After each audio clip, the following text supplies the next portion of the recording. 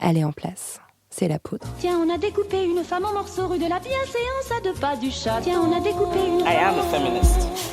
Je vous obsède avec une constance Je ne me suis pas conduite qui appelle quand même l'admiration. d'une façon conforme à ce qu'on attend d'une jeune fille d'abord et d'une femme ensuite. I'm sorry that I didn't become the world's first black classic pianist. Des femmes artistes, activistes, inspirantes, politiques, des femmes puissantes. Je crois qu'une femme qui existe dans son temps, à l'intérieur de son temps, n'a pas d'époque, elle Bienvenue marque son époque. dans la Boum. poudre. Je suis Lorraine Bastide et vous écoutez l'épisode « L'IVG et la loi ». C'était le 12 juillet dernier, à l'Assemblée nationale.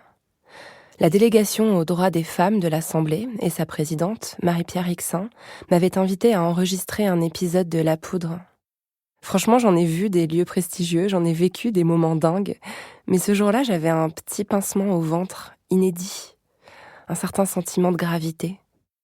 J'ai voulu qu'on parle du droit à l'IVG, ce droit que l'Assemblée nationale a donné aux femmes le 17 janvier 1975, ce droit qu'on pourrait tout aussi bien nous enlever.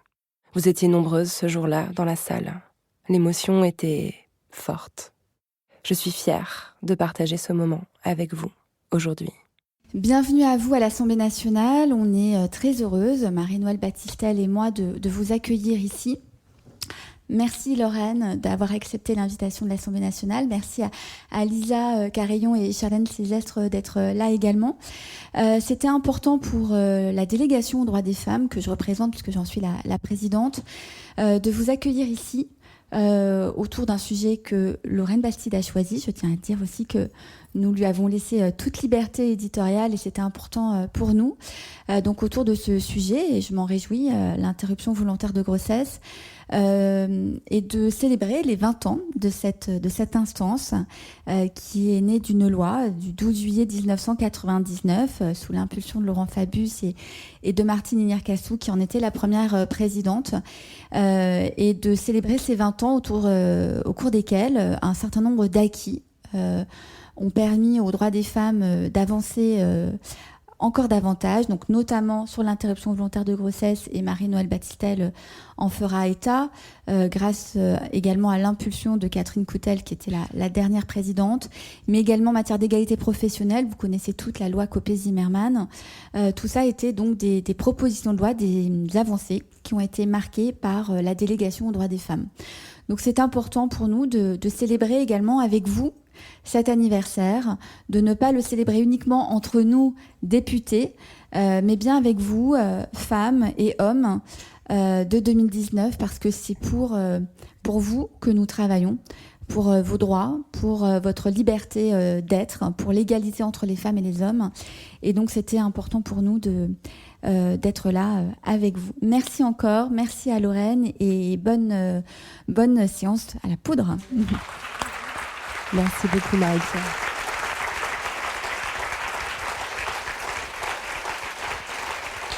Bonjour à toutes et à tous. Je voudrais avant tout saluer et remercier la députée Marie-Pierre Rixain pour cette invitation, cette introduction. Bon anniversaire à la délégation droits des femmes. Bravo pour cet engagement permanent pour que la réflexion féministe imbibe les lois qui sont débattues dans cette enceinte. C'est un immense honneur pour moi de parler à l'Assemblée nationale aujourd'hui et de vous voir si nombreuses pour cette table ronde consacrée à l'IVG, qui est, je pense, le socle fondamental de l'émancipation des femmes, car sans contrôle sur nos corps, nous ne serons jamais des hommes comme les autres. Comme 35% des femmes françaises, j'ai moi-même eu recours à l'avortement, il y a bien des années de cela. Et si je n'avais pas pu le faire, je ne serais certainement pas devant vous aujourd'hui à faire ce que je suis en train de faire. Je suis fondamentalement reconnaissante à la loi française de m'avoir permis d'y avoir recours, alors que 42% des femmes dans le monde n'ont pas ce droit et que 47 000 femmes meurent chaque année des suites d'un avortement clandestin. À l'aune de ce chiffre, je suis glacée par chacune des attaques qui s'exercent quotidiennement ici et ailleurs sur ce droit fondamental. Si je vous fais cette confession aujourd'hui, c'est d'abord pour rappeler qu'à chaque fois qu'on parle des droits des femmes, le personnel est politique. Et au fond, on va s'intéresser aujourd'hui à l'intimité des femmes et à la façon dont les lois s'y immiscent, bien malgré nous. Pour en discuter, j'ai autour de moi 3 femmes, une militante, une chercheuse et une députée. Alors, bonjour, Charlène Césestre. Bonjour. Vous êtes chargée de plaidoyer international pour le mouvement français du planning familial, une structure qui se bat depuis 1960 pour une IVG légale, sécurisée et gratuite en France et partout dans le monde. Merci pour votre présence ici. De rien. Lisa Carayon, vous êtes maîtresse de conférences en droit de la santé, de la famille et des obligations à l'université Paris 13 et vous étudiez particulièrement la question de l'impact du droit sur les corps. Vous êtes l'autrice d'un texte passionnant mais dont le titre est très long, alors je vais prendre une grande inspiration avant de le dire. Penser les droits reproductifs comme un tout, avortement, contraception et accouchement sous X en droit français, dans un recueil qui s'appelle Mon corps, mes droits, qui est passionnant et que je recommande à toutes. D'ailleurs, on le mettra dans les recommandations qui accompagneront l'épisode. Merci beaucoup d'être là. Merci de votre invitation. Bonjour Marie-Noëlle Battistel, vous êtes Bonjour. députée de l'Isère depuis 2010 et vous siégez à la délégation aux droits des femmes depuis 2011. Vous en assurez aujourd'hui la vice-présidence et vous êtes aussi co-rapporteuse sur la mission d'information de la délégation qui vient d'être mise en place sur l'IVG et qui va travailler ces prochains mois à l'amélioration de cette loi. Merci beaucoup d'être là. Avec plaisir, merci à vous. Alors, je voudrais qu'on commence par écouter une petite séquence sonore de 2 minutes. Je le dis avec toute ma conviction, l'avortement doit rester l'exception, l'ultime recours pour des situations sans issue. Mais comment le tolérer sans qu'il perde ce caractère d'exception, sans que la société paraisse l'encourager ? Je voudrais tout d'abord vous faire partager une conviction de femme.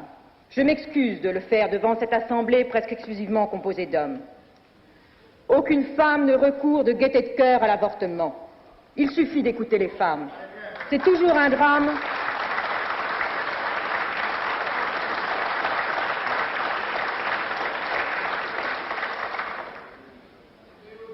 C'est toujours un drame, cela restera toujours un drame. C'est pourquoi, si le projet qui vous est présenté tient compte de la situation de fait existante, s'il admet la possibilité d'une interruption de grossesse, c'est pour la contrôler et autant que possible en dissuader la femme.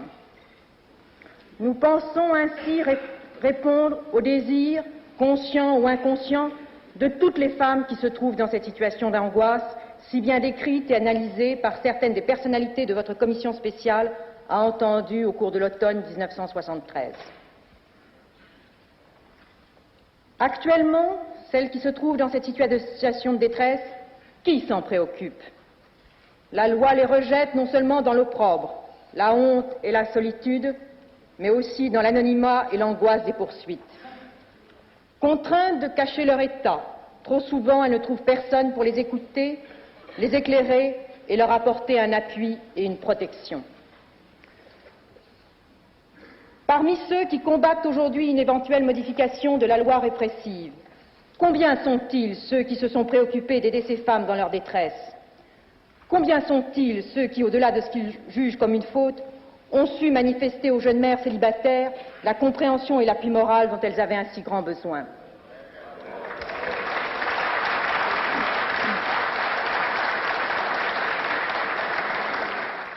L'émotion est palpable dans la salle. C'était évidemment la voix de Simone Veil, alors ministre de la Santé, le 26 novembre 1974, ici même, à l'Assemblée nationale. Que vous inspire ce discours, chacune de vous trois ? Comment réagissez-vous en entendant ces mots résonner à nouveau ? Qui veut commencer ? Lisa, je vous sentais un peu bouillonnante. Non, mais je pense qu'on est forcément, en tant que femme féministe, partagée dans ce discours, parce qu'on en voit toute la portée historique. On se souvient à quel point Simone Veil a été attaquée en tant que femme, en tant que personne d'origine juive, à l'Assemblée. Et donc, on ne peut qu'être admiratif du courage qu'elle a eu dans ce débat. Et en même temps, on voit aussi comment elle a situé ce débat sur le terrain de la santé exclusivement. On voit tout ce qui encore traîne dans notre loi, la dissuasion, le contrôle. Et donc forcément, on ne peut qu'être ému du caractère historique de ce discours, tout en voyant comment, à ce moment-là déjà, se cristallisait le fait que l'IVG n'allait pas être reconnu comme un droit des femmes, mais comme une concession accordée aux femmes.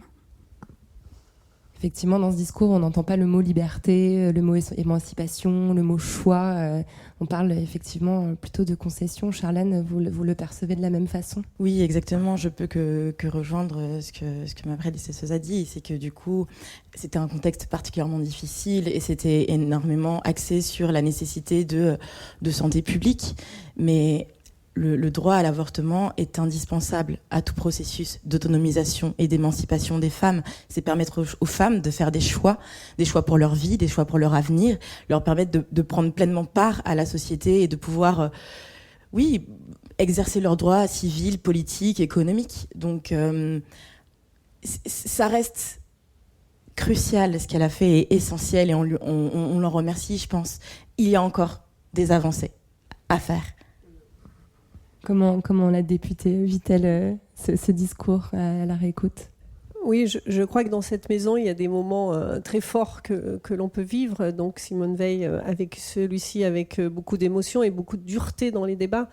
Et moi, je le mettrais presque en parallèle avec celui que j'ai vécu, moi, sur le mandat précédent, qui avait tout autant de dureté et tout autant d'émotion dans l'issue finale pour le mariage pour tous, par exemple.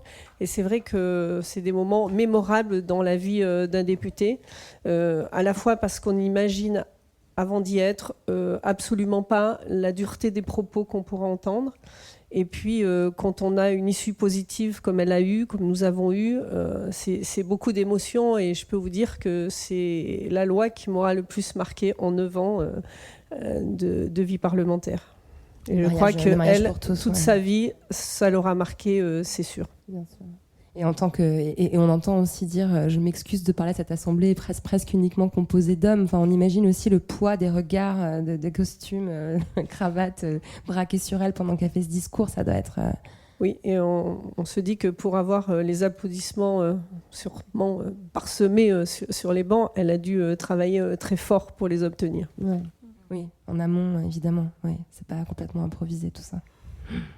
Alors, je voulais quand même rappeler le contexte, parce qu'évidemment, cette loi, elle arrive en 1974, mais c'est quand même le fruit d'un travail de longue haleine qui est mené depuis longtemps par les féministes. On pense notamment au MLF, ou évidemment au planning familial, par des avocates aussi, comme Gisèle Halimi. Le procès de Bobigny en 1972 a joué un rôle très important pour l'opinion publique, pour qu'on comprenne en fait les enjeux liés à l'IVG, mais aussi des actions de désobéissance civile.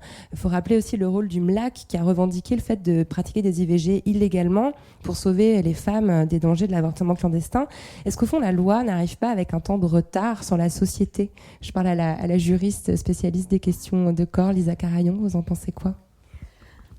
Je pense que la loi, elle est toujours après la société. Enfin, oui, le droit, ça peut être une impulsion, ça peut aider. On pense toujours, voilà, à la loi contre la peine de mort, par exemple. On a toujours l'impression qu'elle est en avance par rapport à la société, mais en réalité, le droit, c'est un outil d'expression politique. Donc, ce n'est que le résultat d'une lutte politique, alors qui peut être minoritaire, mais portée pour d'autres raisons, mais oui, on ne peut que saluer le travail de Simone Veil, qu'honorer cette figure. Mais en réalité, Simone Veil n'est là que une porte-parole, même parfois un peu en retrait, par rapport à un combat des femmes, à un combat collectif qui s'opère à partir des années 60 et qui trouve sa source bien antérieurement à ça. Donc je pense que parler du droit en termes d'avance ou de retard par rapport à la société, en réalité, c'est un peu faux par rapport à ce qu'est la réalité du droit. La réalité du droit, c'est que ça n'est que le résultat politique de lutte sociale. Donc là, en l'occurrence, de lutte féministe. Est-ce qu'aujourd'hui, Marie-Noëlle, on n'a pas des situations un petit peu similaires sur les questions, par exemple, de bioéthique, de PMA, où la société a déjà mis en place certains mécanismes et la loi ne va faire qu'acter ou au contraire refuser d'acter les choses qui existent déjà ? Oui, effectivement, souvent la société, les évolutions sociétales, la société est avant la loi, puisqu'elle porte les combats. Et on l'a vu d'ailleurs, je reviendrai juste 30 secondes sur le mariage pour tous, c'était déjà le cas. Dans la société, il y avait une adhésion assez forte. On a également le cas sur les discussions de fin de vie et d'euthanasie. La société y est prête et la loi n'est pas encore tout à fait là. Sur la PMA également, qu'on aura à examiner ce texte, je pense, très prochainement. Voilà, donc je crois que le droit est finalement le résultat des combats menés par la société elle-même et beaucoup par les femmes. C'est une perception que vous partagez, Charlène ? Que je partage tout à fait et entièrement, mais je pense que quand bien même il est le résultat de luttes et de luttes pour le coup féministes de longue date, je pense qu'elle permet toutefois de sécuriser, en fait, de sécuriser l'accès à ce droit, de permettre aux femmes d'exercer leur liberté et qu'elles peuvent dire, bah voilà, en fait, c'est inscrit, vous êtes tenu de respecter mon droit, vous êtes tenu de garantir un accès effectif à ce droit. Et donc, même si finalement il intervient toujours un peu tardivement, mais il a quand même un rôle important et fondamental en fait pour la défense en fait de nos acquis. Mais pourtant, quand on discutait toutes les quatre en coulisses avant, vous m'avez dit quelque chose qui m'a interpellée. Vous me disiez que finalement, les personnes qui luttent contre le droit à l'IVG, donc qu'on appelle pro-vie, mais c'est le mot le plus mal trouvé au monde, donc on va dire. Nous, on les appelle anti-choix. Voilà, anti-choix, c'est mieux. Les anti-choix ont parfaitement conscience de la réversibilité de la loi, alors que les femmes qui bénéficient de ce droit, finalement, ne se rendent pas compte que ce droit peut être renversé à tout moment. Je pense qu'effectivement, le problème, c'est que quand ça fait longtemps que ce droit est acquis, ça nous paraît normal. Et on a tendance à ne pas voir et à ne pas se rendre compte de la chance qu'on a pu avoir par rapport à d'autres pays, à d'autres endroits, et que du coup, à côté, dans l'ombre, il y a des personnes qui s'organisent et qui se rendent bien compte, en fait, que ce droit est irréversible, et qui sont formées, et qui apprennent, et qui savent comment recourir aux outils juridiques à leur disposition pour pouvoir renverser ce droit. Par le biais de pétitions, par le biais de manifestations, ou alors on tentant simplement de restreindre. Ils vont pas nécessairement aller frontalement en disant nous on est contre, on veut pour l'abolition de cette loi. Ils vont dire bon ben il va peut-être falloir une clause de conscience, ou alors juste reconnaître l'existence de l'enfant à naître. Du coup on passe par des procédés un peu détournés, mais qui en fait sont lourds de conséquences et lourds d'impact en fait.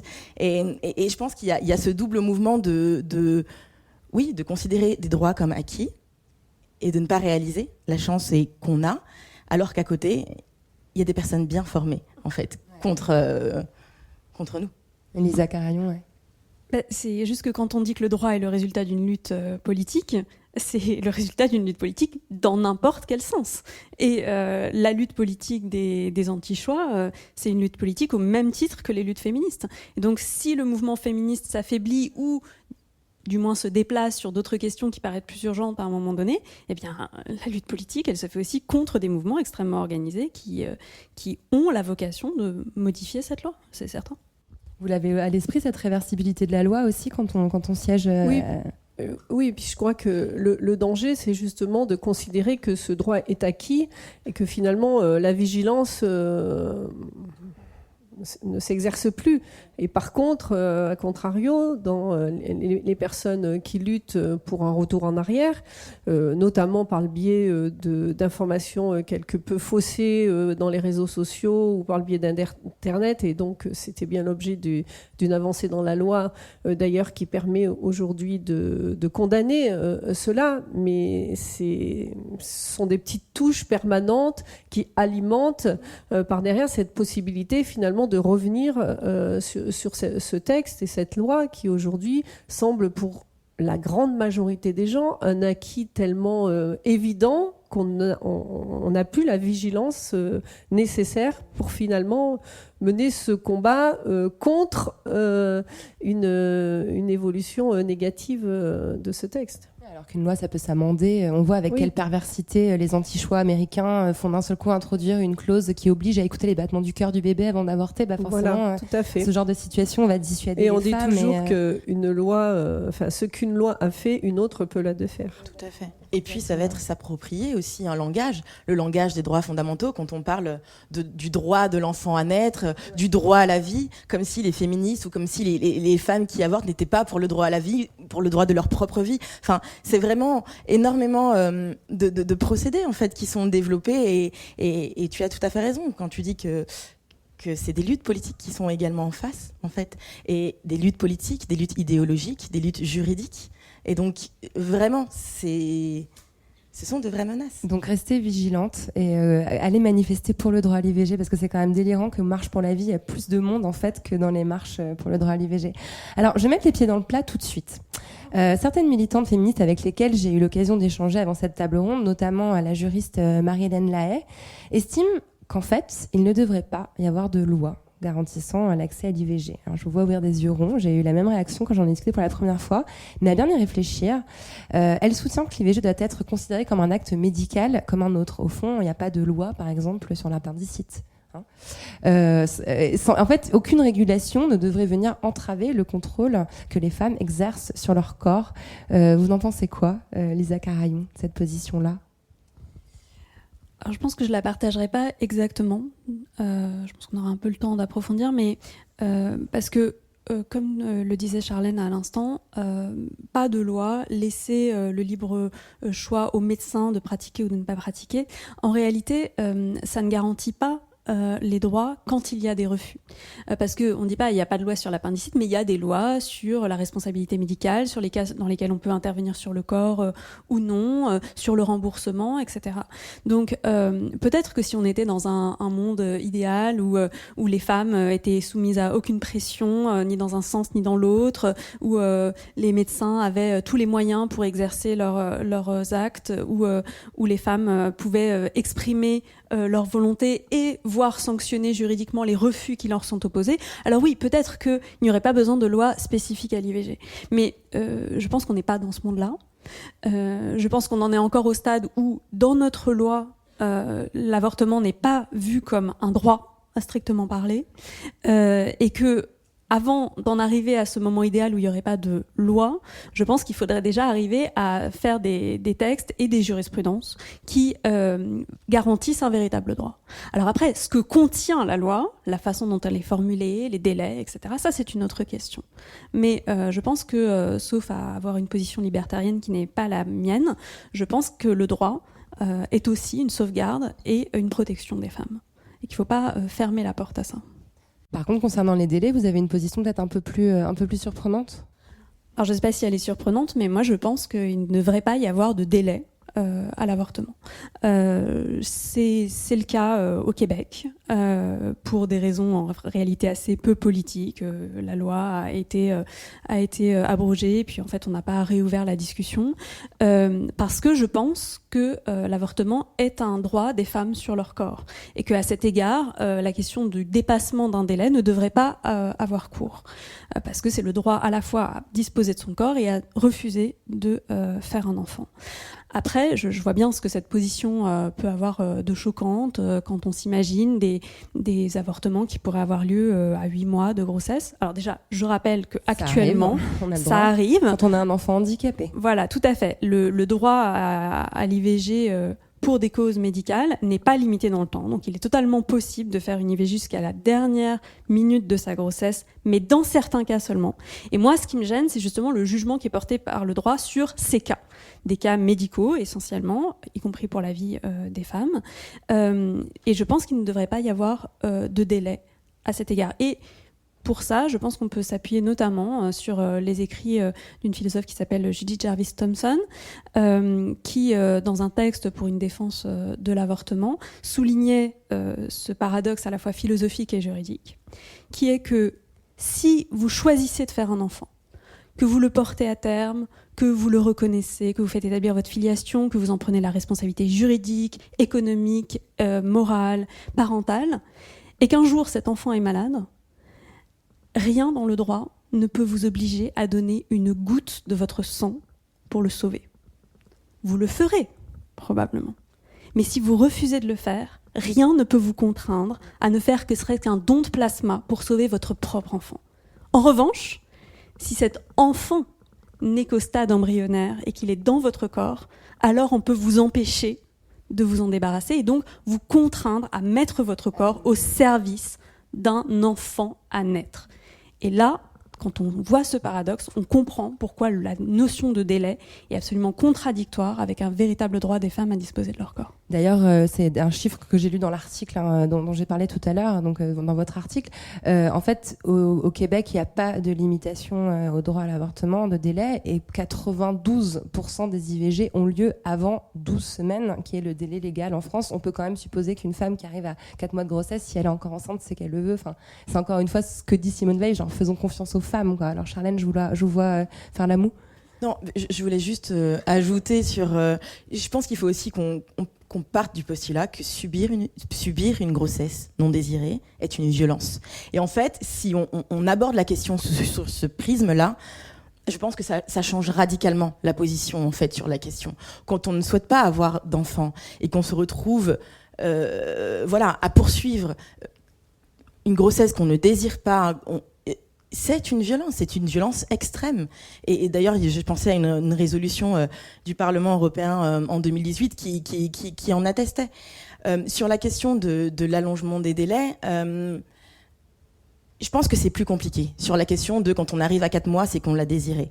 Dans les faits, on sait, ou en tout cas au planning, il nous a été rapporté que, en fait, entre le moment où on se rend compte qu'on est effectivement enceinte, qu'on a un retard de règles, si on a un retard de règles. Voilà. Donc le moment où on s'en rend compte, le moment où on prend le choix, le moment où on parvient à trouver un médecin qui veut effectivement, parce qu'il il y a aussi la clause de conscience qui constitue un vrai frein en France. Voilà. Le moment où on trouve un médecin, en fait, le temps y passe. Le temps y passe et on peut se retrouver du jour au lendemain à avoir dépassé les délais. Ou alors, ce qui arrive aussi souvent, une femme qui désire avoir un enfant, le compagnon ne le désire pas. Il y a des situations de violence qui peuvent se déclencher. C'est une réalité. Et du coup, en fait, entre le moment où on a choisi de garder l'enfant, et puis la vie qui fait que, et puis on perd un job, et puis on est violenté, et puis etc., on ne peut plus faire marche arrière, c'est trop tard. Donc, et les dénis de grossesse également. Évidemment, quand j'ai dit cette phrase, je voulais surtout pas masquer tous ces cas que vous venez de citer à fort juste titre, mais souligner le fait qu'il y a quand même très peu de chances qu'une femme, au bout de 8 mois, se dise « Oh, puis finalement non, quoi ». Voilà. Alors oui, donc le droit à l'IVG en France est encore conditionné par beaucoup de contraintes, donc ce délai dont on vient de parler, il est passé en 2001 de 10 à 12 semaines, et si l'Assemblée et le Sénat parviennent à se mettre d'accord, on devrait passer à 14 semaines bientôt. Qu'est-ce qui se passe quand on débat de ces questions-là à l'Assemblée nationale Si vous permettez, je bien fais sûr, juste un tout petit retour en arrière Marie-Noël, pour oui. répondre à la question, faut-il une loi pour le droit à l'avortement ?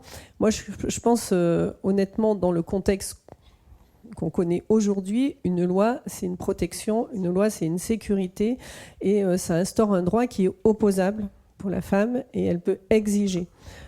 Sans le droit, on se retrouvera dans une société où on pourra refuser, comme plein de choses, lorsqu'il n'y a pas une loi qui oblige. Donc, tant qu'on n'a pas une évolution sociétale idéale, dans un monde idéal, je pense que la loi est nécessaire et c'est très bien qu'elle le soit. Alors après, le contenu de la loi, effectivement, il peut largement évoluer et la loi de Simone Veil ne sera pas la loi de demain, et tant mieux, parce qu'il ne faut pas poser cette loi que sur l'aspect santé, mais aussi sur le droit de la femme à disposer de son corps et à choisir si elle souhaite garder l'enfant ou pas.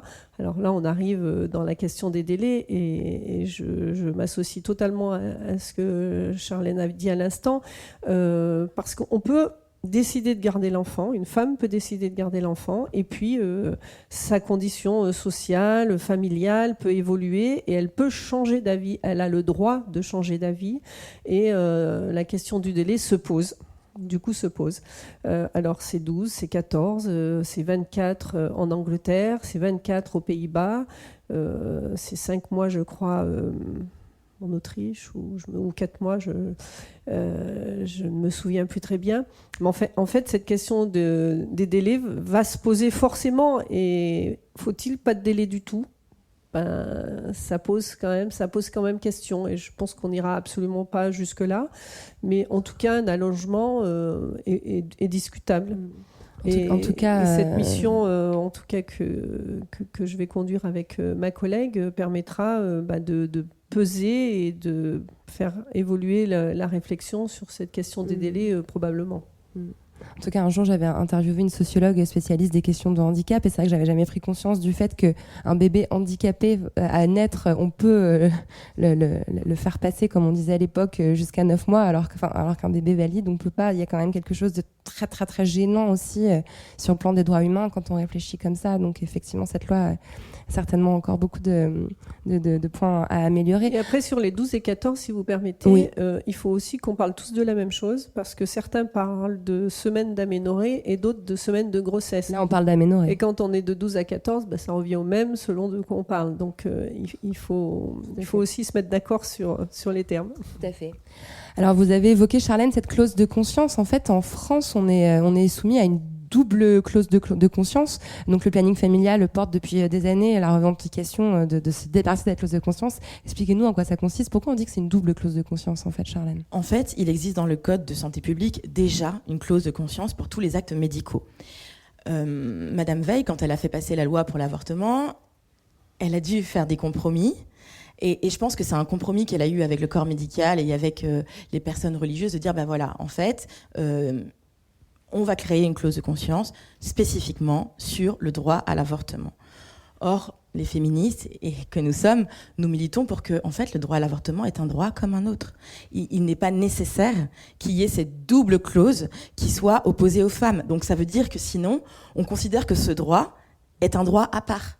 Pas comme les autres, pas comme... alors qu'il y a déjà le Code de santé publique qui prévoit, en fait, cette question-là. Et aujourd'hui, la clause de conscience, combinée avec les disparités territoriales, avec la désertification rurale, l'absence de centres de santé, etc., la fermeture de maternités qui, de facto, entraîne la fermeture de centres d'IVG, rend particulièrement difficile l'accès des femmes, selon l'endroit où vous êtes, à l'IVG en France. Ça va être bien plus évident de trouver un endroit à Paris que dans certains centres, dans la Creuse, etc., etc. Pareil, selon les périodes. En période estivale, il y a des endroits où il faut parcourir des kilomètres avant de pouvoir trouver un médecin, et un médecin qui accepte de vous pratiquer l'IVG. Cette clause de conscience, on va pouvoir la faire sauter, Marie-Noël, vous y croyez ?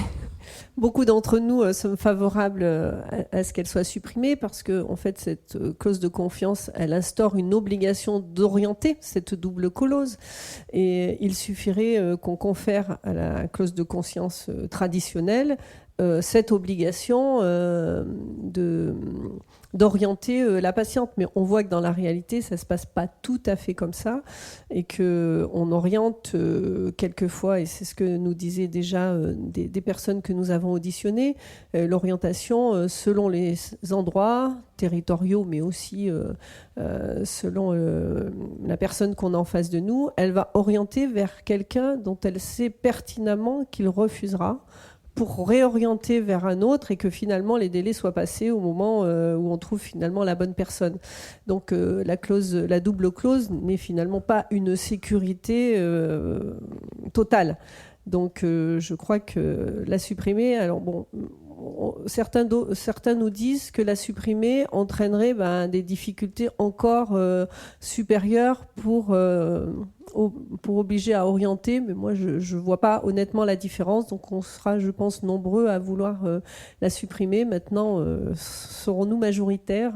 Les débats le diront. Espérons-le. Charlène, vous êtes chargée de plaidoyer international et vous connaissez bien la situation dans d'autres pays, et je crois par exemple qu'en Italie, où il y a une clause de conscience similaire, il y a quasiment 70% des médecins qui refusent de pratiquer l'avortement pour des raisons religieuses ou morales, ce qui fait que bien que ce droit existe, finalement il n'est pas du tout garanti en réalité. Exactement, et leur situation, elle est absolument pas banale, parce que non seulement il y a 70% de médecins objecteurs de conscience en Italie, mais il y a des régions où ça s'élève à 95%. Donc ça veut dire qu'il y a carrément des régions où c'est impossible quasiment d'avoir accès à un médecin, et vous avez un médecin pour combien de femmes ?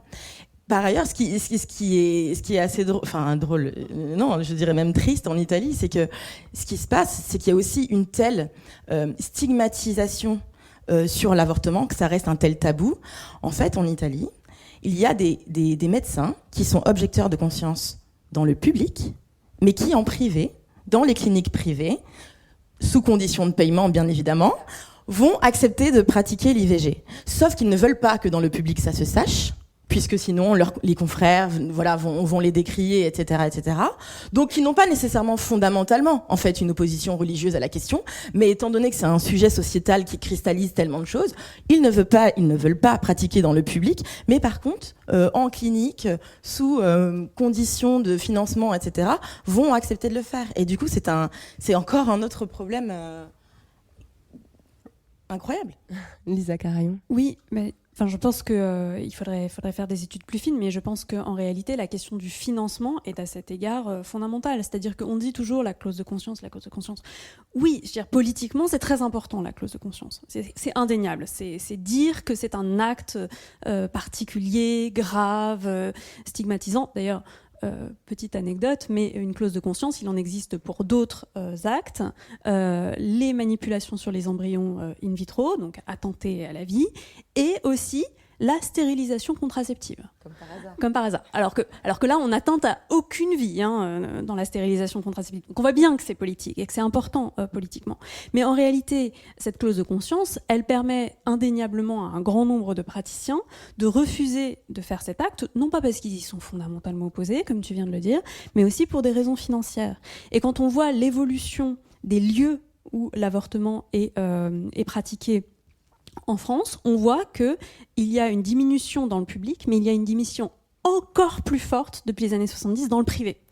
Et c'est par hasard. C'est pas que d'un coup, tous les médecins et toutes les sages-femmes du privé se sont découverts contre l'avortement. Non, c'est parce que ça ne rapporte pas d'argent et que donc on ne le fait pas. Et c'est là qu'il y a un vrai enjeu aussi sur la valorisation de cet acte. Valorisation politique, valorisation symbolique, valorisation financière. Mais justement, j'allais poser la question, Lisa Carayon, est-ce que le problème, c'est pas aussi la médicalisation de l'IVG ? Quand on écoute des discours des années 70, notamment issus du MLAC, dont je vous parlais tout à l'heure, finalement, il y a une dénonciation du fait que la loi faisait reposer l'IVG entièrement sur des médecins, sur des hôpitaux, sur des centres médicaux, alors qu'il y a eu toute une période où les femmes, finalement, se débrouillaient elles-mêmes, qu'il y avait la fameuse méthode Karman, qui permettait d'assurer une IVG sécurisée, simple, sans avoir spécialement fait d'études de médecine. Pourquoi finalement on continue de se reposer sur le corps médical pour ces IVG ? Est-ce qu'on pourrait envisager autre chose ? Alors je pense qu'il faut s'entendre sur ce qu'on entend quand on parle de corps médical. C'est-à-dire que déjà, l'IVG, aujourd'hui, elle n'est plus forcément pratiquée par un ou une médecin. Il y a eu une ouverture progressive aux sages-femmes notamment, et je pense que c'est reconnaître leur expertise en matière de reproduction. Moi, à titre personnel, je ne suis pas fondamentalement opposée au fait que la pratique de l'avortement, je revendique le terme d'avortement d'ailleurs à cet égard, que la pratique de l'avortement soit sécurisée un minimum. Parce que, évidemment, dans l'immense majorité des cas, ça se passe très bien, mais il peut arriver qu'une allergie, qu'une hémorragie survienne. C'est un acte sur le corps, il faut pas le nier. Il peut arriver que certaines femmes soient plus sensibles à la douleur, etc. Et qu'à cet égard, il me semble normal qu'il y ait une présence médicale au sens large.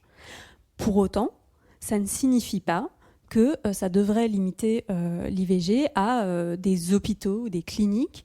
Et je pense qu'à cet égard, favoriser la création de centres de santé, municipaux notamment, de centres de santé communautaires au sens féministe, conçus, pensés, mis en œuvre par des femmes, permet de garantir une vraie sécurité aux femmes, tout en garantissant que ce ne soit aussi un acte sur leur corps qui soit pris en charge par elles-mêmes, pour elles-mêmes et dans le cadre qu'elles souhaitent. Le planning familial s'est beaucoup battu pour permettre de pouvoir délivrer, par exemple, les médicaments qui permettent l'avortement médicamenteux. Ça a été un combat de longue haleine. De très longue haleine. Effectivement, je pense que pour souscrire à ce que tu viens de dire, c'est fondamental. Et il ne faut pas oublier qu'en fait, avant que l'IVG soit légalisé, que l'avortement, soit légalisé, en fait, les femmes le faisaient déjà. Alors, dans des conditions hyper précaires, à risque et dangereuses pour leur santé, mais elles le faisaient déjà et elles le font encore dans certaines régions du monde elles-mêmes. Elles ont recours à l'achat de pilules abortives. sur Internet, ou je veux dire, elles le font déjà. La question, c'est qu'est-ce qu'on peut faire pour favoriser que ça se passe dans les meilleures conditions possibles, en toute sécurité. Et bien évidemment, pour nous, dans les associations communautaires, les associations féministes, où il y a une écoute non jugeante, non discriminante de ces questions, c'est fondamental. Les femmes vont se sortir en sécurité pour pouvoir, si ça se passe mal, demander des conseils, partager leur expérience, etc., etc. Mais déjà, si on arrive à ce que les sages-femmes puissent également pratiquer les IVG instrumentales, ce serait déjà une première pierre à l'édifice. Les sages-femmes, on en trouve beaucoup plus en ville. Voilà, c'est des tarifs qui sont souvent moins chers aussi, les tarifs des médecins. Si je peux me permettre un tout petit ajout, je pense qu'il faut faire très attention à la manipulation des revendications féministes dans des objectifs financiers. C'est-à-dire que les femmes puissent prendre en charge elles-mêmes leur avortement dans un cadre communautaire, médicalisé et sécurisé, c'est une bonne chose. Mais là où il faut prêter attention, c'est qu'on ne dise pas « Ah oui, mais c'est très important que les femmes elles fassent ça elles-mêmes, donc du coup, on va leur prescrire la pilule abortive en pharmacie et puis elles le feront à la maison, voilà, comme ça ce sera personnel, et on économise des lits, du personnel écoutant, etc. Et ça, c'est un retournement des luttes féministes contre les femmes en réalité. Il faut y être attentive. Tout à fait. Je pense que juste pour rajouter, effectivement, c'est une question de choix. Les luttes féministes, elles sont là pour permettre aux femmes de faire des choix. Si elles veulent instrumentales, si elles veulent médicamenteuses, si elles veulent chez elles, si elles veulent auprès de personnel de santé. Et effectivement, d'ailleurs, ça ressemble aux revendications qu'on a autour de l'accouchement aujourd'hui ou des soins gynécologiques. Enfin, il y a une espèce de surmédicalisation qui est devenue la norme. Alors évidemment, on peut en avoir besoin, recours, envie, mais on doit aussi pouvoir faire autrement si on le souhaite. Marie-Noël. Oui, sauf qu'aujourd'hui, on a un choix qui n'est pas un choix dans nombre de territoires, et on le disait tout à l'heure, parce que les inégalités territoriales en termes d'accès aux soins tout court et à l'IVG sont absolument pas... il y a des différences énormes. Il y a des endroits où les femmes n'ont que le choix médicamenteux, parce qu'il n'y a pas de médecin du tout. Donc, ils ne risquent pas d'avoir un médecin qui accepte de pratiquer l'IVG. Et quand il y a des médecins qui le pratiquent, souvent, ce sont des médecins en fin de carrière qui s'en vont, qui sont remplacés par des médecins qui ne souhaitent pas et qui n'acceptent pas cet acte. Donc, on se retrouve dans beaucoup de territoires où il faut changer de département si on veut vraiment avoir le choix, avec tous les problèmes que ça entraîne, évidemment. Donc, moi, je pense qu'il faut absolument que les femmes aient le choix, puisqu'on dit il y a deux techniques, même avant la date, quoi. Enfin, c'est pas une question de 7 semaines, 12 semaines. Elle doit avoir le choix de le faire en sécurité, de ne pas se retrouver toute seule à la maison en ayant pris son cachet, et puis de se débrouiller dans un environnement qui peut être très précaire, parce qu'on a aussi, là on parle de... on a peut-être à l'esprit les personnes qui vivent dans des milieux traditionnels, entre guillemets, mais on a aussi toutes les femmes qui vivent dans une très grande précarité, on les remet à la rue avec leurs médicaments. Ouais. Donc elles n'ont pas du tout d'environnement sécurisé, et donc il faut absolument pour ces femmes que ça se passe dans un cadre sécurisé, un planning, un hôpital, etc. Alors pour les sages-femmes, effectivement, l'extension à l'IVG chirurgicale, je pense, serait une bonne chose, parce qu'aujourd'hui on a eu l'extension depuis 2016, qui a été une belle avancée déjà, puisqu'elles peuvent pratiquer l'IVG médicamenteuse, mais on voit que c'est pas suffisant et que ça pourrait évidemment rendre un énorme service dans les territoires où justement on n'a pas ce choix. Encore faut-il qu'elle soit volontaire, parce qu'il n'y a pas de raison qu'à elles on leur impose alors qu'on ne l'impose pas aux médecins, mais effectivement on a besoin d'elles. Ouais. Et encore faut-il que cet acte pour elles soit valorisé dans leur expérience, dans leur expertise.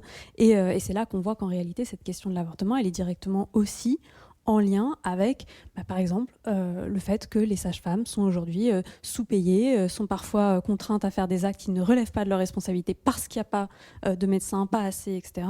Donc moi, je suis totalement pour qu'on leur ouvre cette expertise, mais ça nécessite de penser en lien la question de leur qualification, leur rémunération, leur formation et leur rémunération symbolique aussi. Oui, il ne s'agit pas que ce soit une tâche qu'on leur assigne par défaut, parce qu'on ne peut pas faire autrement, mais bien que ce soit une évolution de leur statut et de leurs compétences. Ouais. Alors, puisqu'on parle ici des évolutions de la loi, il y a eu lieu en 2014, à l'époque où vous étiez déjà dans l'hémicycle, Marie-Noëlle, un débat assez passionné sur la suppression de ce qu'on appelle donc la clause de détresse. C'est-à-dire que par défaut, d'ailleurs on l'entend très bien dans le discours de Simone Veil, c'est pour ça que je voulais qu'on le réécoute parce que ça nous met vraiment dans le contexte aussi d'adoption de cette loi. Voilà, c'est une situation c'est toujours un drame, dit-elle, elle le répète 2 fois. Et donc il y avait cette clause de détresse qui a sauté en 2014. On a entendu dans les rangs de la droite s'exprimer des craintes de banalisation de l'IVG. On a même eu droit à l'extrême droite à l'expression IVG de confort, parce que c'est vrai que c'est très confortable de se faire avorter, ça fait rêver. Qu'est-ce que ça raconte, Marie-Noëlle, de la relation entre les législateurs et cette loi, ce genre de débat passionné sur un mot qui est le mot détresse? Déjà, d'avoir ce mot dans la loi, c'est ne pas comprendre en fait le fond de l'IVG et l'attente des femmes qui sont en demande d'IVG. Parce que c'est pas forcément une détresse, et puis quelle détresse, que veut dire détresse, et un choix, tout simplement, n'est pas une détresse. Et pourtant, elles doivent pouvoir bénéficier de l'IVG simplement par choix, parce qu'elles ne souhaitent pas, à ce moment donné, à ce moment précis, mettre au monde un enfant. Et si on le rattache... alors après, les débats sur la détresse... finalement, rien n'était détresse, ou tout pouvait l'être. Ouais. Donc, qu'est-ce qu'on met derrière ce mot ? Ça veut dire quoi, être en détresse ? Voilà, en fait, ouais. Et les avortements de confort, effectivement, on a eu des débats et des propos sur les avortements de confort. Oui, ben voilà, donc les femmes, à tout moment, vont aller recourir à l'IVG, oui, comme si c'était extrêmement confortable, et comme si ça ne marquait pas, parce que forcément, ça marque un parcours de vie. Forcément, les femmes, elles n'y vont pas comme ça, sans d'abord réfléchir, sans se remettre elles-mêmes en question et sans que ça laisse une quelconque trace. Donc effectivement, ces débats ont été beaucoup moins violents, j'imagine, que les débats de 75 avec Simone Veil. Mais quand même, et quand on va remettre sur le tapis ces débats, là ou d'autres, on va avoir encore cette violence, parce que pour moi, c'est une violence qui est exercée à l'endroit des femmes et qui n'est pas tolérable. Cette notion de détresse, Lisa Carayon, c'était important de la supprimer. Enfin, oui, évidemment. Oui, alors moi déjà, je commence par inviter tous les hommes qui parlent d'avortement de confort à s'essayer à la vasectomie de plaisir.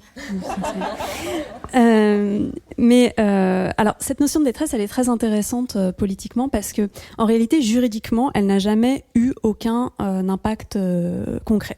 C'est-à-dire que très très rapidement après la loi, le vote de la loi dite Veil, même si elle refusait elle-même ce titre, il a été statué par le Conseil d'État que la notion de détresse, en fait, n'était laissée qu'à l'appréciation de la femme elle-même, de la femme qui le demande elle-même. Donc en réalité, ça n'a jamais rien empêché juridiquement. Mais pour autant, symboliquement, politiquement, je pense que c'était fondamental. Et de fait, on a supprimé cette notion de détresse dans un des articles relatifs à l'avortement, mais on a conservé dans les articles préliminaires le fait que la loi respecte la vie dès son commencement et qu'il ne peut être porté atteinte à ce principe que dans le cas de nécessité de l'avortement. Et on voit qu'en réalité, là où on a supprimé quelque chose qui était très mis en avant, notamment par le Conseil à l'égalité entre les femmes et les hommes, il reste quand même ce principe qui politiquement est tout à fait questionnable. Cette notion de concession juridique que vous amenez dans cet article qui m'a vraiment beaucoup fait réfléchir. Oui, cette idée que l'avortement est l'exception. Ouais. L'exception à un principe qui serait le respect de la vie dès son commencement. Mais le respect de la vie des femmes, il est où là ? Charlène. Puisque en fait, il s'agit de demander à la femme de se justifier, de motiver pourquoi elle avorte, en fait. Donc effectivement, je trouve que la notion, enfin la symbolique est très forte, et c'est aussi dans une conception très genrée de la femme a un rôle reproductif, elle seule. Alors que la conception, elle se fait à deux, même si c'est elle qui va porter la charge par la suite, puisque c'est elle qui va se retrouver enceinte. Mais voilà, elle doit respecter son rôle et du coup, elle doit justifier de pourquoi elle doit avorter. Et juste pour ajouter à ce que vous disiez, je pense qu'il y a des femmes qui avortent et qui ne sont pas traumatisées, en fait. Je pense que ce n'est pas un acte évident, parce qu'effectivement, c'est un acte médical qui n'est pas très agréable, qui peut avoir des conséquences immédiates sur le corps, etc. Je ne pense pas nécessairement que ça crée chez toutes les femmes, en tout cas, un traumatisme. Et par ailleurs, j'ajouterais juste que l'INED a publié une étude assez intéressante là-dessus, sur le fait en France et en Europe, la plupart des femmes qui ont eu recours à l'IVG y ont eu recours, pour beaucoup d'entre elles, parce que leur méthode de contraception n'a tout simplement pas marché, puisque les contraceptifs ne sont pas efficaces à 100%. Donc, ça n'existe pas, l'IVG de confort. Mais d'ailleurs, je voulais aussi ajouter un chiffre que j'ai trouvé. Voilà, il suffit en fait. Depuis 90, le taux de recours à l'IVG est absolument stable. C'est-à-dire qu'il y a eu au moins 12 amendements à la loi qui l'ont assoupli, qui ont allongé les délais, qui ont permis au planning d'intervenir, qui ont enlevé la notion de détresse, etc. La gratuité. Ou la gratuité, évidemment, le remboursement. Et ça n'a absolument pas changé le recours à l'IVG. C'est 14 pour 1000, tout le temps, en fait, partout d'ailleurs. Donc c'est bien la preuve que le fait qu'on assouplisse la norme ne va pas donner plus envie aux femmes de recourir à l'avortement. Quand elles y recourent, c'est qu'elles doivent y recourir, point. D'ailleurs, sur cette question de choix, je rebondirais sur une autre évolution de la loi qui est concomitante à celle dont on parle à l'instant. C'est la suppression de l'entretien obligatoire avant de pratiquer l'avortement. Alors ça a été très débattu parce que, en fait, historiquement, c'était très très clair. Et d'ailleurs, Simone Veil le dit dans son discours, cet entretien, il était là pour dissuader les femmes, pour leur expliquer qu'il y avait plein d'autres solutions, etc., etc. Ce qui a fait que cet entretien est devenu autre chose qu'un entretien de dissuasion, c'est des mouvements comme le planning ou le MLAC qui ont transformé cet entretien social obligatoire en des moments collectifs, en des moments de partage, en des moments d'échange d'expériences entre les femmes, de soutien mutuel, etc. La suppression de l'entretien social obligatoire à part pour les mineurs, c'est politiquement quelque chose d'intéressant parce que ça dit que les femmes n'ont pas besoin qu'on leur explique pourquoi faire ce choix. Mais pour autant, et c'est là que je pense qu'il faut toujours être très attentive à ces retournements de revendications, c'est un problème s'il n'y a plus les moyens pour que les femmes qui le souhaitent puissent y avoir accès. Que ce ne soit pas obligatoire, c'est important.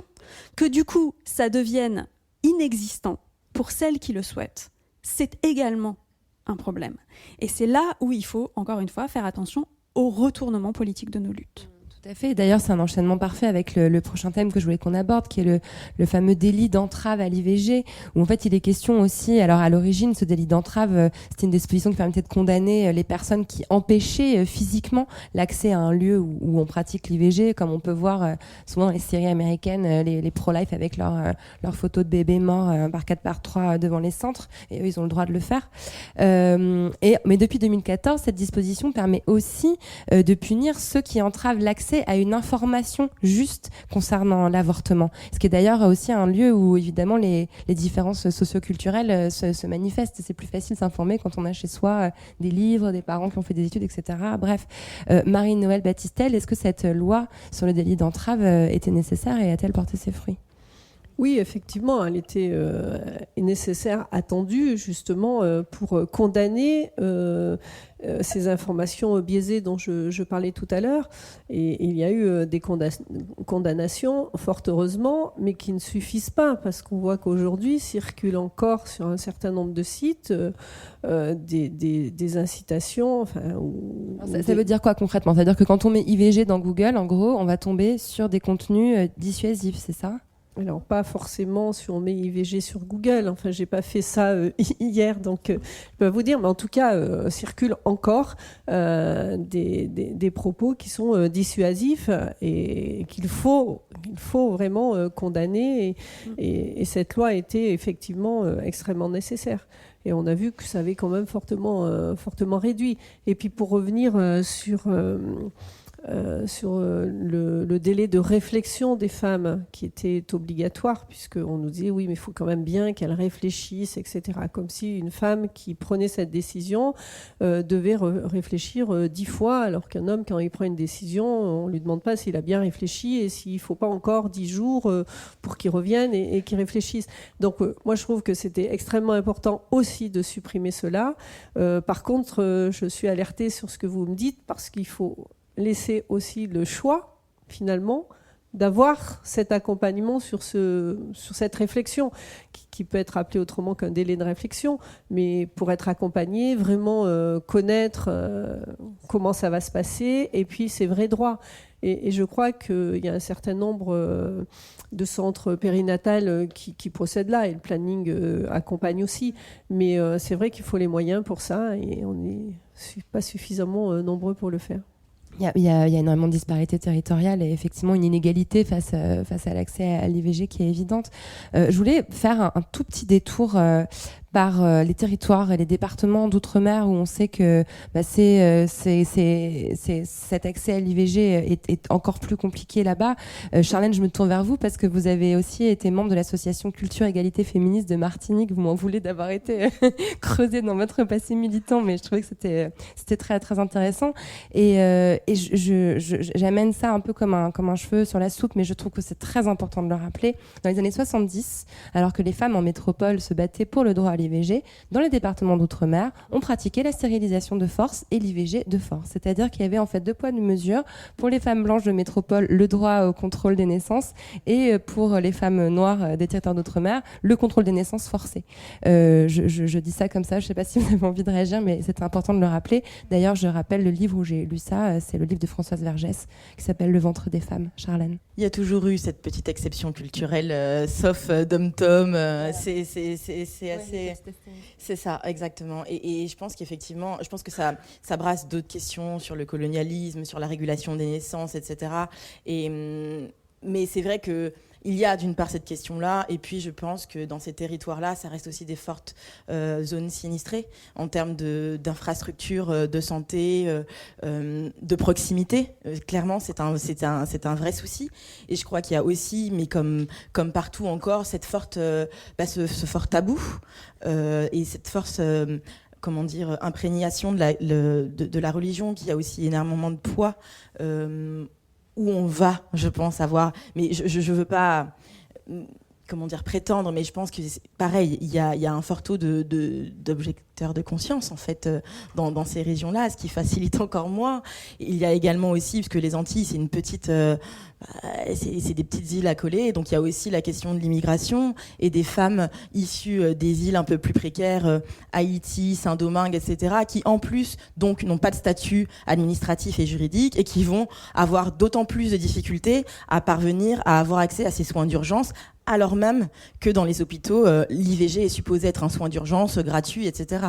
Et on va leur dire, écoutez, vous n'avez pas de papier, ou alors vous devez avancer les frais, etc. Enfin, ce qui constitue une juxtaposition de freins énorme, en fait, pour ces populations dans les départements d'outre-mer. Merci Charlène. Lisa, vous vouliez ajouter quelque chose ? Non, mais je pense que là, ce que dit Charlène est fondamental pour l'articulation entre les questions des droits des femmes et les questions de discrimination raciale. Quand on voit les départements dans lesquels il est impossible d'avoir recours à l'avortement au-delà de 12 semaines, c'est la Corse, bon, et puis après, tous les départements d'outre-mer. Et je pense que là, il faut aussi ne pas oublier certaines femmes et toujours se rappeler que chaque attaque sur le système de santé, en général, est une attaque contre les femmes, en particulier, parce qu'elles sont toujours les plus précaires parmi les précaires, et parler de territoires dont on parle jamais, Mayotte, qui, on fait tout un plat sur toutes ces femmes qui viennent accoucher à Mayotte pour que leurs enfants soient français. On modifie la loi. Maintenant, quand un enfant naît à Mayotte, il ne pourra devenir français que si ses parents étaient en situation régulière au moment de sa naissance. Voilà. On crée des sous-territoires, des exceptions. C'est aussi des territoires où l'aide médicale d'État, donc la sécurité sociale pour les personnes en situation irrégulière, n'existe pas ou est extrêmement limitée. Et avant de parler d'avortement, on peut parler d'accès à la contraception. Parce que oui, la contraception n'empêche pas l'avortement, mais elle le limite quand même très fortement. Et quand on parle de supprimer l'AME, qui est un débat qui revient de façon infinie, on parle de quoi ? On parle aussi d'empêcher des femmes étrangères, parce qu'elles sont étrangères en situation irrégulière, à avoir accès au contrôle de leur corps, et elles sont toujours plus frappées que les autres. Donc oui, quand on va voir dans les coins, on trouve encore des situations qui sont vraiment encore plus problématiques que celles qui touchent la majeure partie des femmes. Il faudrait parler aussi des personnes trans qu'on stérilise par défaut, des personnes handicapées. Enfin, bon, il y a énormément de cas de figure et malheureusement, on n'a qu'une heure devant nous. Alors aujourd'hui, en France, 75% des Français se déclarent favorables à l'IVG, mais il existe encore des menaces très fortes. On a parlé tout à l'heure de la très mal nommée Marche pour la vie. Et on a assisté aussi récemment à un épisode édifiant, le premier syndicat des gynécologues de France, qui a menacé l'année dernière de faire une grève des IVG au nom de certaines revendications qui n'avaient rien à voir d'ailleurs avec l'IVG. Marie-Noëlle, que peut la loi contre ces menaces-là ?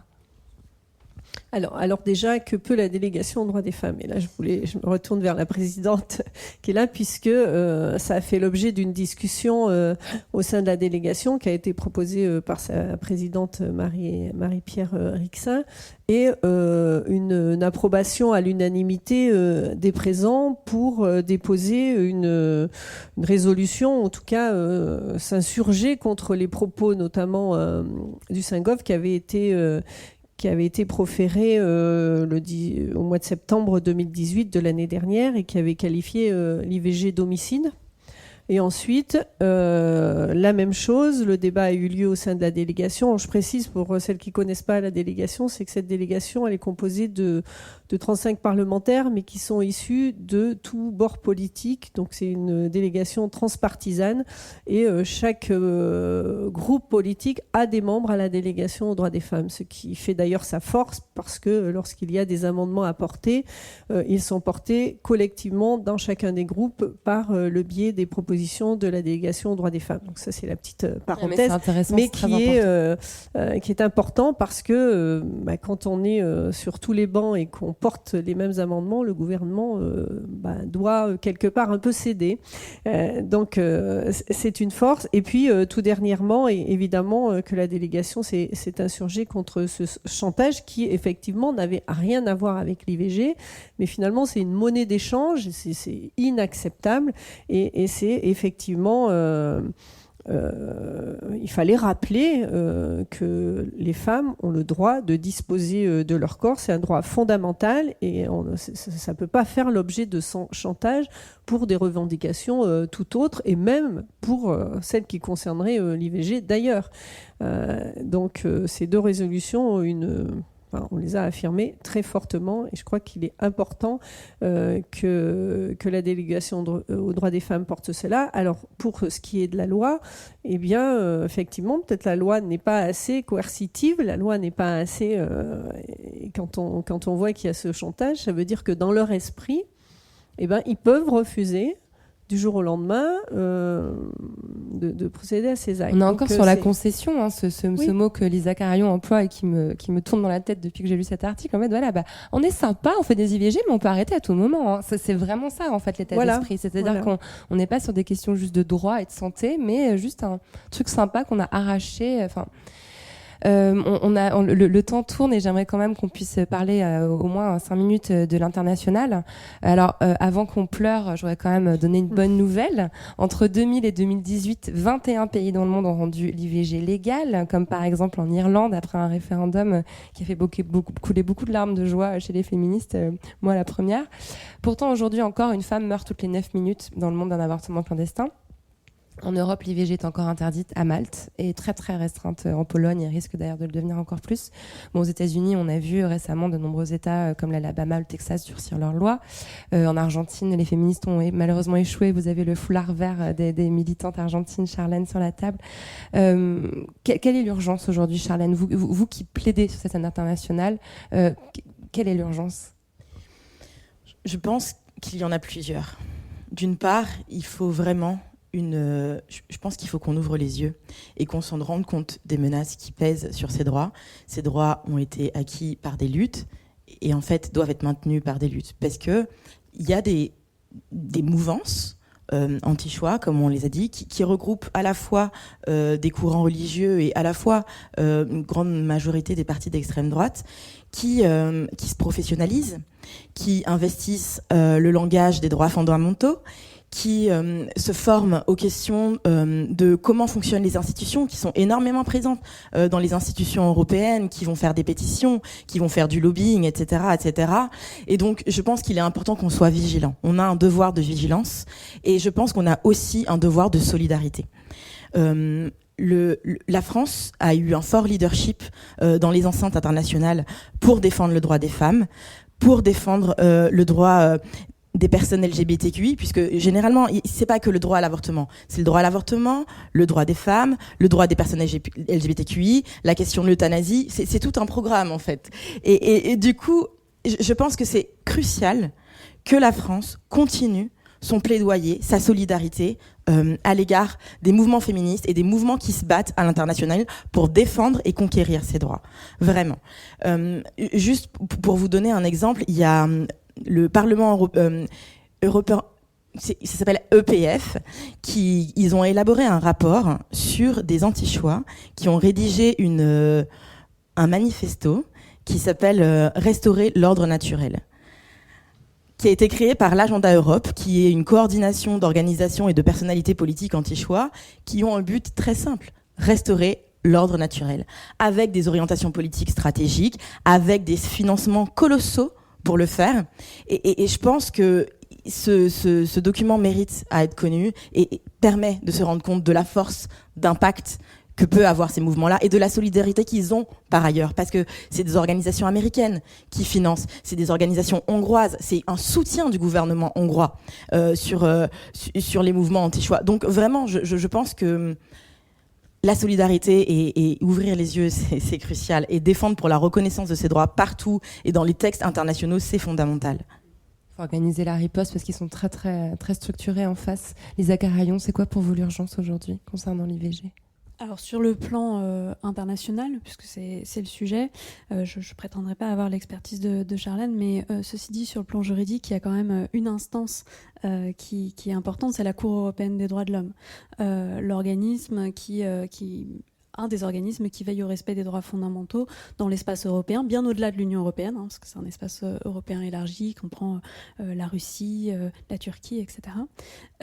Pour l'instant, cette instance n'a encore jamais véritablement reconnu l'avortement comme un droit des femmes, rattaché à leur intégrité corporelle et au respect de leur vie privée. Parce que cette cour, qui pourtant est par ailleurs assez progressiste dans pas mal de domaines, et notamment les droits des LGBTQI+, et bien sur ce domaine-là, reste encore extrêmement, disons, timide, pour ne pas dire timoré, et continue à avoir une logique, une rhétorique d'équilibre des droits. Comme si les droits des femmes sur leur corps et à leur autodétermination et à leur détermination sexuelle au sens large devaient toujours être mis en balance avec le droit à la vie, les obligations et les impératifs moraux des États, etc. Et là, il y a encore du plaidoyer à faire, ce qui est extrêmement compliqué, parce que pour aller jusque-là, il faut trouver des femmes qui acceptent de porter ces cas individuels, qui acceptent d'aller en justice, de continuer, de se battre pendant des années, parce qu'elles n'ont pas eu accès à l'avortement comme elles le souhaitaient.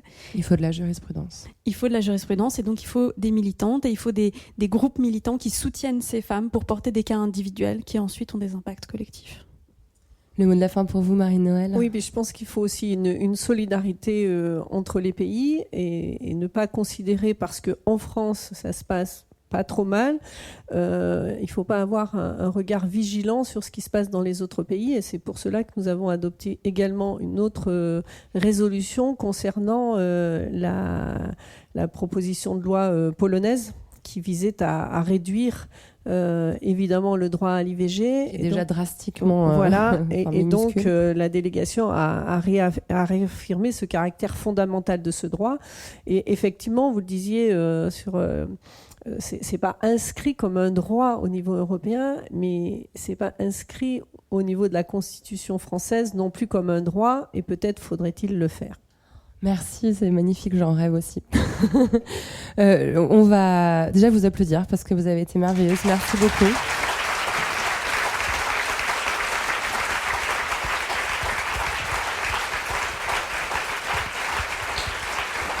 On a encore la salle pour quelques minutes. Je trouvais ça important qu'on puisse un petit peu échanger. Si vous avez des questions, des remarques à faire, Marie-Noël va devoir filer dans à peu près 10 minutes. Peut-être que Marie-Pierre Rixin peut aussi nous rejoindre sur scène si elle souhaite répondre aux questions.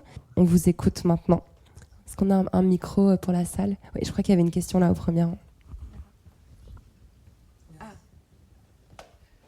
D'abord, merci beaucoup pour cette discussion qui était vraiment passionnante. Moi, je suis gynécologue obstétricienne, donc je fais partie des gens, des praticiens qui réalisent des IVG et également des interruptions de grossesse pour des pathologies incurables, effectivement. J'ai soufflé. Et je suis juste curieuse d'un petit point, c'est quand on discute des délais de l'IVG à l'Assemblée, est-ce que vous abordez la façon de les réaliser ? Parce qu'en fait, à l'heure actuelle, en France, en général, quand on interrompt une grossesse pour raison médicale, on le fait par aspiration endo-utérine jusqu'à 14 semaines d'aménorrhée. Et après, en fait, il s'agit d'un déclenchement qui a lieu en salle de naissance, plus ou moins avec la réalisation d'un féticide, en général à partir de 20 semaines d'aménorrhée. Et du coup, je me pose la question, parce que je trouve ça très intéressant, hein, cette idée de ne plus avoir en fait de seuil. Même si je pense que dans ma communauté de gynécologues obstétriciens, c'est pas encore quelque chose qui soit très entendable. Mais je me pose la question si est-ce que vous abordez en fait la façon très pratico-pratique de réaliser ces interruptions de grossesse ? Juste quelques mots, puis après je passerai le micro à la présidente. Mais c'est vrai que dans le cadre de la mission d'information qui vient d'être lancée et dont je suis co-rapporteur, et là je remercie la présidente d'avoir ouvert cette possibilité, parce que je crois qu'il y a encore beaucoup de choses à faire. On l'a vu dans les discussions qui viennent d'avoir lieu. Mais c'est vrai que je pense qu'effectivement, il faut qu'on parle de cela, et on n'en parle peut-être pas suffisamment. Et je pense que ça sera l'occasion de le faire, mais Marie-Claire va pouvoir... Marie-Pierre, excuse-moi. Sur la question très précise du délai, la question va se poser effectivement Vous parliez tout à l'heure du délai grossesse aménorrhée, c'est une vraie question, parce que le débat qui a eu lieu récemment, en fait, était placé sur le champ du délai en termes d'aménorrhée. Or, la loi parle de grossesse. Donc aujourd'hui, en fait, les 12 semaines de grossesse, soit 14 semaines d'aménorrhée. Donc la question est de savoir si on va au-delà des 12 semaines de grossesse, donc sur des délais qui seraient supérieurs en fait à des délais comme en Espagne, par exemple. Donc c'est des vraies discussions que l'on a ensemble. Et j'imagine que les rapporteurs, ma collègue Cécile Muscotti et Marie-Noëlle Battistel, vont effectivement rentrer dans le cœur du sujet, savoir d'abord si on doit parler d'aménorrhée ou de grossesse. C'est une vraie question. Pourquoi on parle d'aménorrhée alors que finalement on devrait parler de grossesse ? Et ensuite, comment les médecins comme vous pratiquez les IVG, les IMG en fonction des délais ? Est-ce que ça représente aussi pour les femmes dans ce cas-là ? Mais après, j'ai envie de dire, laissons aussi aux femmes la liberté peut-être d'exercer leurs droits en toute connaissance de cause. Voilà. Mais effectivement, la question va être abordée. Je pense qu'effectivement, ce qui va gêner les professionnels, c'est la façon de faire le geste, en fait. Parce que je pense que dans l'idée, quand on choisit d'être gynécologue obstétricien, normalement, s'il n'y avait pas cette clause de conscience, on devrait avoir choisi ce métier pour soigner les femmes et pour le bien-être des femmes. Et je pense que une grande partie de mes collègues, je l'espère, à part ceux du Saint-Goff, font confiance aux femmes. Mais je pense que ce qui va gêner en fait les professionnels, que ce soit les gynécologues obstétriciens ou les sages-femmes, c'est peut-être la façon de réaliser ce geste. Parce que moi je le vois au quotidien, je fais de la médecine fétale, donc c'est vraiment le cœur de mon métier. C'est toujours très difficile en fait de faire un féticide. Que ce soit pour une raison fétale ou une raison maternelle, c'est pas un geste très agréable à faire, même quand on est hyper convaincu que c'est pour le bien-être des femmes. Et je pense que c'est ça qui va être un point compliqué à gérer dans cette absence de seuil, même si, encore une fois, on l'a dit tout à l'heure, quand on n'a pas de seuil, en fait, la grande majorité des grossesses, elles sont arrêtées avant 12 semaines. Oui, c'est pour ça qu'il faudra forcément que ce soit abordé dans ces termes. Je voudrais juste dire que d'abord, ce qui est très important, et je vous remercie d'être là, et moi je voudrais dire aussi que c'est grâce à des professionnels de santé comme vous qu'aujourd'hui, des femmes, présentement, sont peut-être en train d'avorter. C'est grâce à votre engagement à vous, et je trouve qu'on pourrait vous applaudir également, parce que c'est grâce à des femmes comme vous, à des professionnels de santé, que les femmes peuvent aujourd'hui avorter dans notre pays, et c'est très important de le souligner. Et moi, ce que je trouve dingue, c'est qu'on l'applaudisse alors que ça devrait être normal, quoi. Si je peux me permettre. Merci en tout cas pour votre présence et pour votre intervention. Merci à vous. Il y avait une question là-bas. Merci.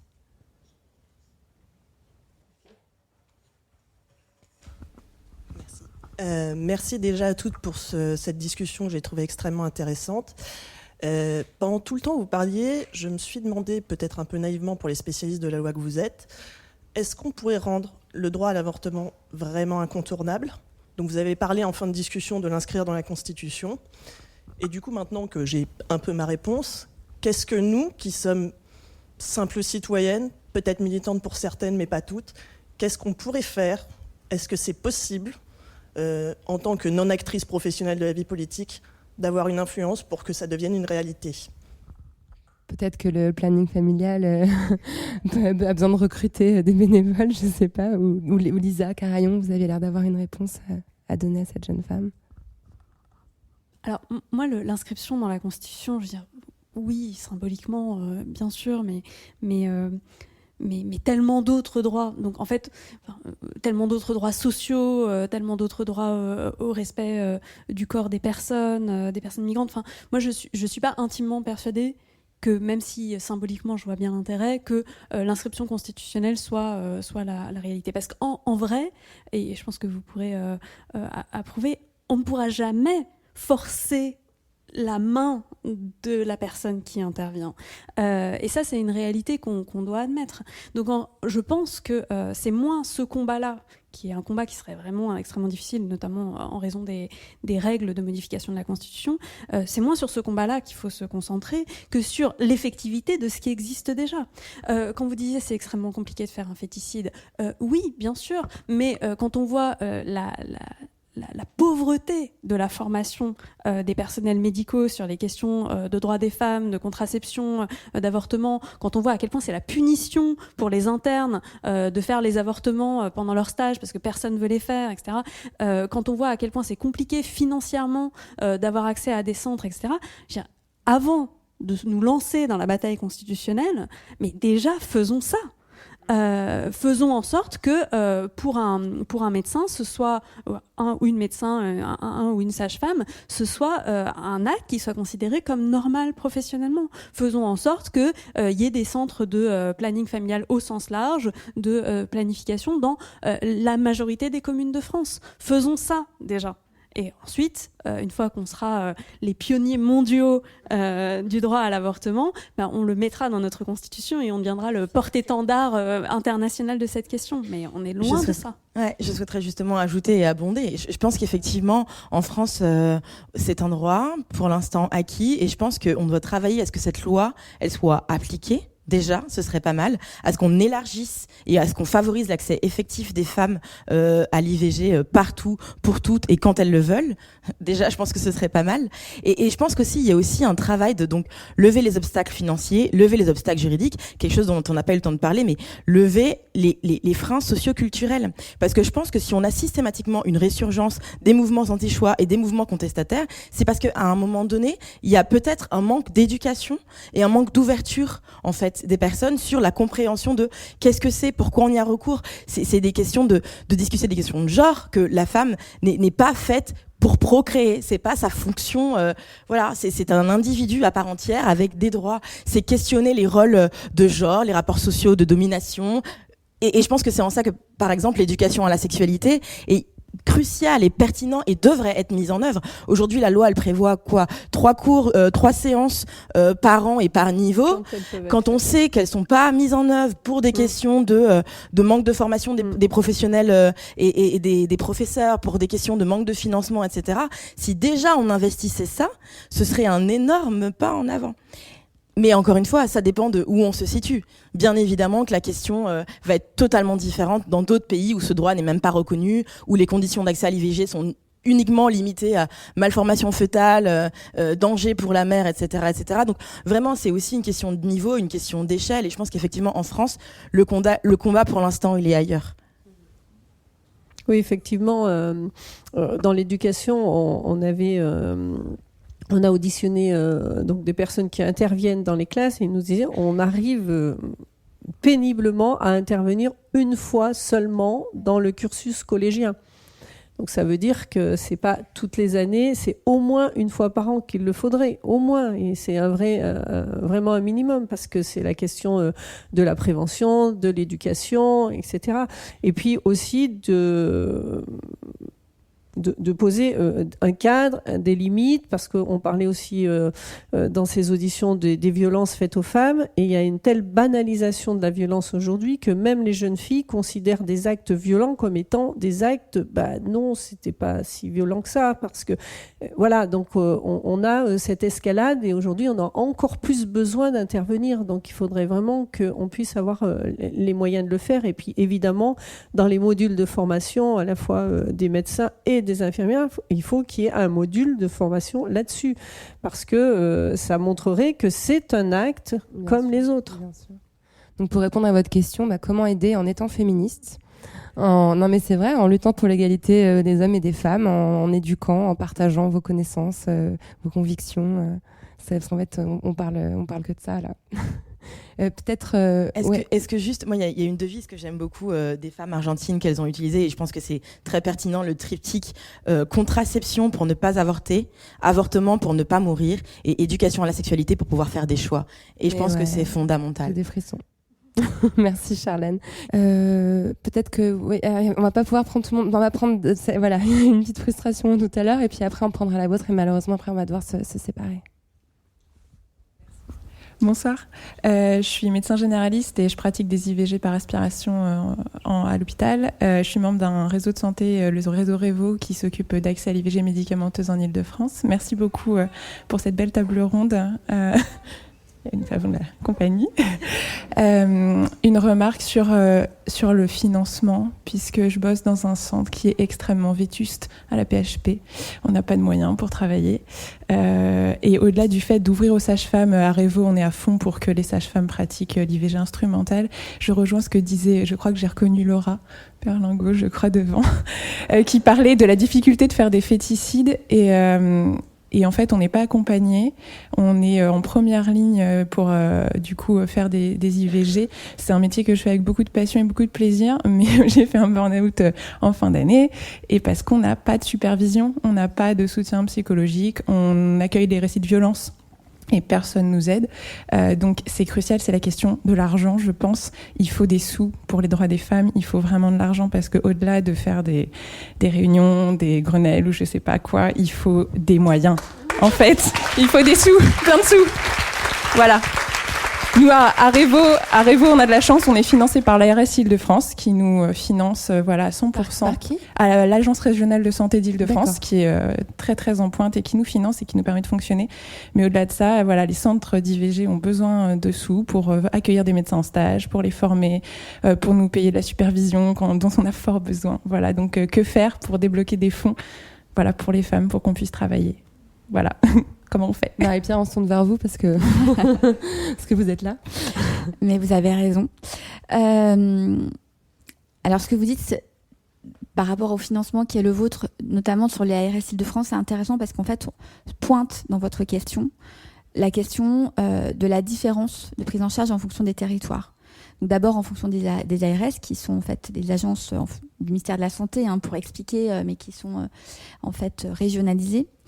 Et également la prise en charge par les collectivités locales. On sait que les régions également et les départements ont un poids très important, et évidemment en fonction des politiques locales, soit on tombe bien, soit on tombe moins bien, et ça c'est pas normal pour les droits des femmes. Je ne suis pas, je me défausse pas, mais je suis pas à la commission des affaires sociales, donc j'ai pas les mannes sur le, comment dirais-je, je n'ai pas les données très précises concernant le prochain projet de loi de financement de la sécurité sociale. Ce que je sais, c'est qu'effectivement, il faut que l'on garantisse un certain nombre de financements qui ne sont pas toujours assurés. Et en tout cas, la délégation des droits des femmes, on va notamment, étudier cette année le budget du projet de la sécurité sociale. Et on a 2 rapporteurs, un de l'opposition, un de la majorité. Donc, autant dire qu'on fait pas trop de politique sur cette question, et on sera très attentif sur la question notamment de l'accès à l'IVG. On va surveiller tout ça. Malheureusement, je suis désolée parce qu'il faut vraiment qu'on évacue la salle à 19h. Donc, c'était une question ou une intervention ? C'était une question. Ah, une petite question, alors méga rapide parce que tout le monde doit partir à 19h. Je vais très très vite. Concrètement, comment on fait en fait ? Quelles sont les bases juridiques contre ces violences gynécologiques, contre ces refus ? Qu'est-ce qu'on peut faire juridiquement ? Qu'est-ce qu'on peut faire aussi ? Est-ce qu'il y a des associations sur les réseaux sociaux, etc. Enfin, c'est pas un kit forcément, mais en vrai, qu'est-ce qu'on fait ? Comment on peut les attaquer ? Sur quelle base ? Enfin. Voilà, en vrai, quel est le recours ? Peut-être la juriste Lisa, est-ce qu'il y a un texte de loi qui permet de t'attaquer un médecin Alors, il y a deux questions. Il y a les questions pénales et puis il y a les questions civiles. Alors, les questions civiles, malheureusement, si l'horloge nous prend, j'ai pas le temps de rentrer dans le détail parce que c'est un peu complexe. Mais sur les questions pénales, je pense que j'ai l'impression en fait d'être peut-être la plus juriste et la moins confiante dans le droit. Mais il n'y a pas besoin de nouveaux texte en fait, parce que en fait à chaque fois qu'on fait un nouveau texte on donne l'impression que ces questions elles sont spécifiques aux femmes, mais en fait la violence gynécologique c'est avant tout une violence. S'il y a des pénétrations sexuelles, ça peut être des violences de nature sexuelle, et donc plutôt que de nous épuiser dans les assemblées à créer des nouveaux textes qui sont peut-être politiquement importants, mais saisissons-nous de ceux que nous avons déjà. Disons que mettre un spéculum de force, c'est un viol. Disons que faire des interventions sans anesthésie, ce sont des violences volontaires. Et portons les femmes à aller, soutenons les femmes, et c'est là que je me tourne vers Charlène et les associations féministes, aidons les femmes à aller porter plainte. Et si leur plainte n'est pas prise, aidons les femmes à se constituer partie civile et à forcer les parquets à poursuivre. Ne nous épuisons pas, vous parlez de burn-out. Il y a un burn-out militant. Il existe, on va pas se mentir. On est tout épuisé de se combattre contre tout. Mais utilisons ce que nous avons déjà. Voyons que tous nos combats sont liés. Que quand en fait il y a des petits débats dans nos conseils municipaux sur les financements des associations, c'est là aussi que ça se passe pour que les femmes aient des ressources pour aller parler.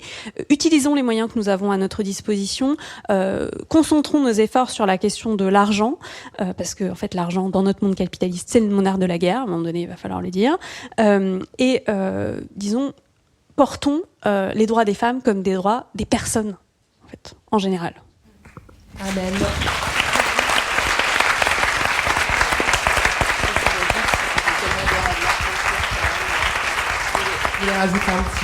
Juste pour ajouter à ce qui vient d'être dit, je pense que c'est très important de se rendre compte qu'on n'est pas seul et qu'on est plusieurs à avoir vécu ce genre de situation, qu'il y a des endroits où on peut recueillir la parole dans des espaces safe et sécures et sans non-jugement, où on est prête à vous aider, à vous accompagner dans vos démarches, à dénoncer, parce qu'on n'aura jamais de cesse de dénoncer tant que ça existera, tant que ces violences existeront.